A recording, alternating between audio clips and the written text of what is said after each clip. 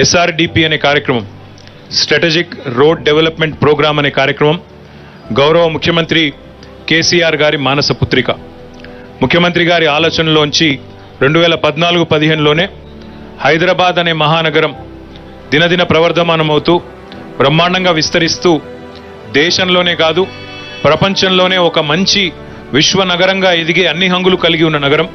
కాబట్టి ఇక్కడ ప్రజా అవసరాలకు, ఇక్కడి నగర విస్తరణకు, ఇక్కడ ఉండే పరిస్థితులకు తగ్గ విధంగా ప్రణాళికలు ఉండాలి అనే ఆలోచనతో గౌరవ ముఖ్యమంత్రి గారే స్వయంగా నడుం బిగించి ఈ SRDP అనే కార్యక్రమాన్ని రూపొందించి GHMCకి మున్సిపల్ అడ్మినిస్ట్రేషన్ శాఖకి వారు అప్పజెప్పడం జరిగింది.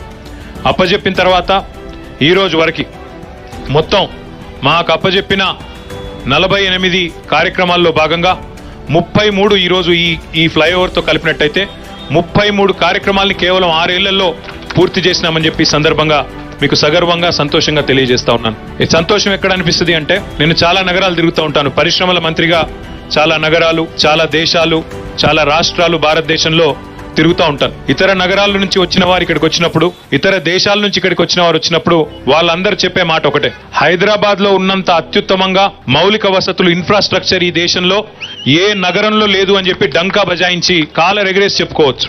ఎందుకంటే మీరు ఈరోజు ఏ నగరానికి కనబోండి, ఢిల్లీ గానీ, బాంబే గానీ, చెన్నై గానీ, బెంగళూరు గానీ, కోల్కతా గానీ, పూణే గానీ, అహ్మదాబాద్ గానీ, ఏ నగరానికైనా పోండి, ఈరోజు ఇట్లాంటి అత్యుత్తమమైన మౌలిక వసతులు భారతదేశంలో ఏ నగరంలో కూడా లేవు అనేది మనది మనం కితాబిచ్చుకోవడమే కాదు, అంతర్జాతీయ సంస్థలు, జాతీయంగా పేరున్న సంస్థలు, జాతీయంగా పేరున్న ప్రముఖులు కూడా చెప్తున్నమాట. దాంతో పాటు ఈ రోజు ప్రారంభిస్తున్న ఈ శిల్పా లేఅవుట్ ఫ్లైఓవర్ ఏదైతే ఉన్నదో 2.81 కిలోమీటర్లు దీని మొత్తం లెంత్. ఈ 2.8 కిలోమీటర్ల ఫ్లైఓవర్ ఏదైతే ఉందో షేక్పేట ఫ్లైఓవర్ తో సమానంగా ఇది మొత్తం హైదరాబాద్ లోనే సెకండ్ లాంగెస్ట్ ఫ్లైఓవర్ అవుతుందనే మాట కూడా ఈ సందర్భంగా నేను మీకు విజ్ఞప్తి చేస్తూ